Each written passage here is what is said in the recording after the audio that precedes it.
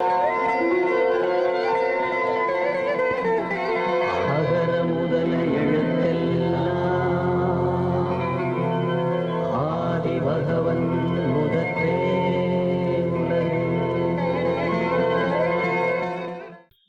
guys, இன்னைக்கு CAN number register பண்றது எப்படின்னு பார்க்கலாம். முதல்ல CAN நம்பர்னா என்னன்னு தெரிஞ்சுக்கோங்க. CAN நம்பர்னா குடிமக்கள் கணக்கு எண், அதுதான் CAN நம்பர். இது எதுக்காக பயன்படுத்துறாங்கன்னா, தமிழ்நாடு E-Seva மையத்துல நீங்க எந்த ஒரு சர்டிபிகேட் வாங்கணும்னாலும் இந்த நம்பரை வச்சுதான் உங்களுக்கு சர்டிபிகேட் அப்ளை பண்ணுவாங்க. அது மூலமா தான் உங்களுக்கு சர்டிபிகேட் கொடுப்பாங்க. இந்த நம்பரை எப்படி ரெஜிஸ்டர் பண்ணி எடுக்கிறதுன்றது தான் இன்னைக்கு பார்க்க போறோம். CAN நம்பர் ரெஜிஸ்டர் பண்றதுக்கு என்னென்ன தேவைன்றத முதல்ல பார்த்துடலாம்.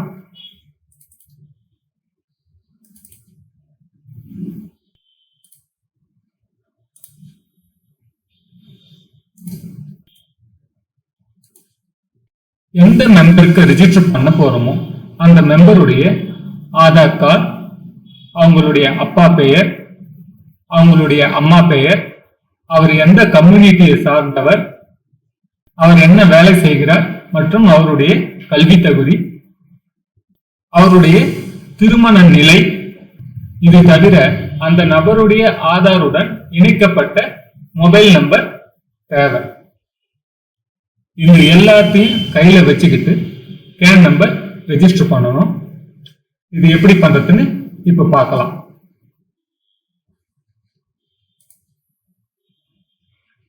கூகுள் சர்ச் இன்ஜின்ல TNEGA சர்ச் கொடுக்கிறேன். வரக்கூடிய லிஸ்ட்ல TNEGA TN-eSevaiங்கிற லிங்க் கிளிக் பண்றேன். என்கிட்ட துறை உள்நுழைவு ஐடி இருக்கிறதுனால, அதாவது பிரான்சிஸ் ஐடி இருக்கிறதுனால நான் இதை பயன்படுத்தி லாகின் பண்றேன்.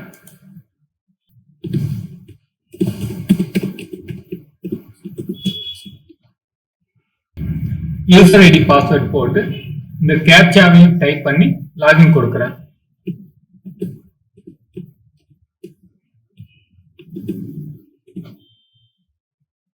கீழே ஸ்க்ரால் டவுன் பண்ணிட்டு வந்து க்ளோஸ் பண்றேன்.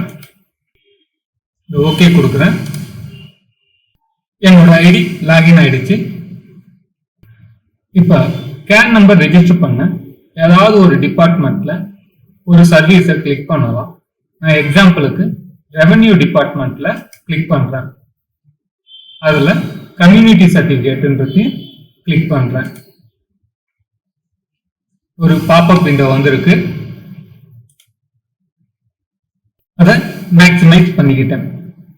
இந்த இடத்துல இருக்கிறது பார்த்தீங்கன்னா, கம்யூனிட்டி சர்டிபிகேட் அப்ளை பண்றதுக்கு தேவையான சப்போர்ட்டிங் டாக்குமெண்ட்.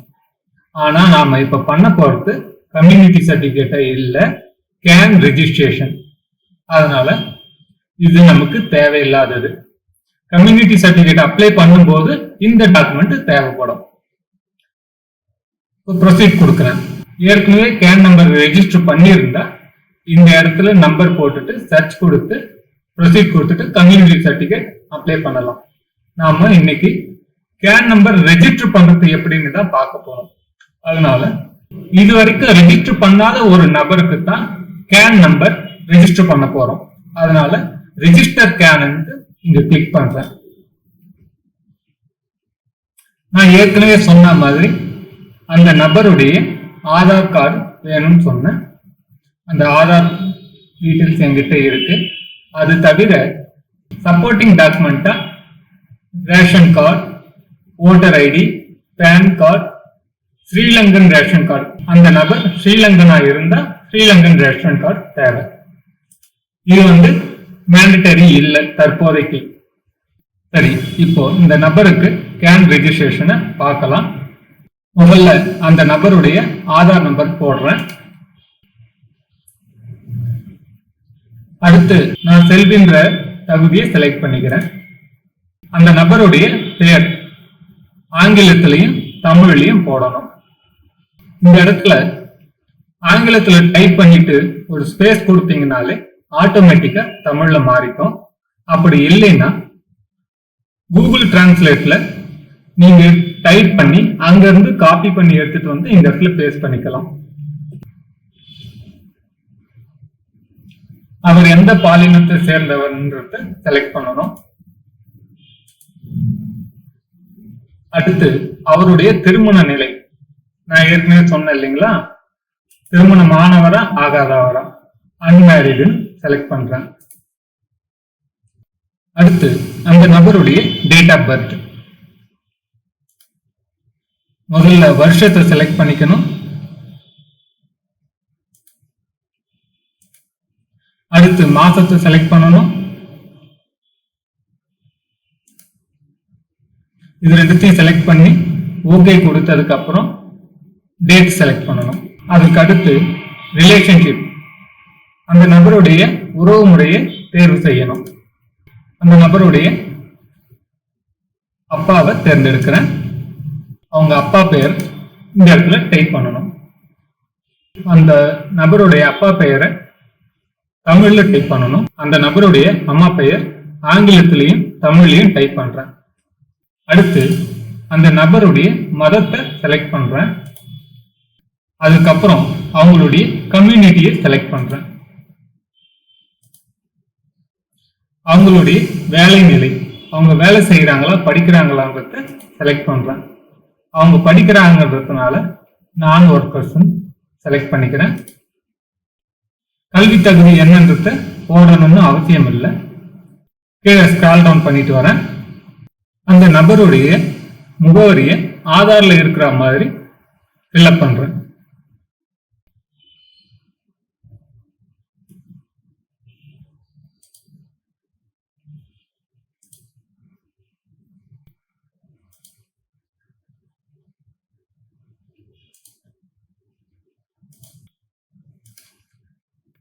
மாவட்டம், வட்டம், கிராமம், நிர்வாக அலகு, இது எல்லாத்தையும் செலக்ட் பண்ணதுக்கு அப்புறம் அவங்களுடைய அட்ரஸ், வீட்டு நம்பர், தெரு பெயர், ஊரின் பெயர், பின்கோடு இதெல்லாம் நம்ம டைப் பண்ணணும்.